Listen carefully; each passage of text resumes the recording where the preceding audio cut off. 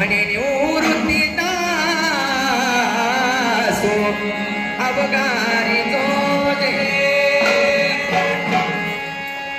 म्हणून सर्व कलेचा अधिपती हा असणारा गजानन गणपती आहे.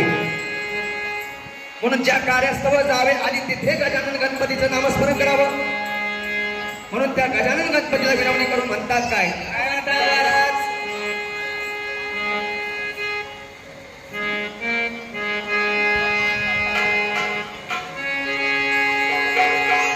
गणराया लवकर ये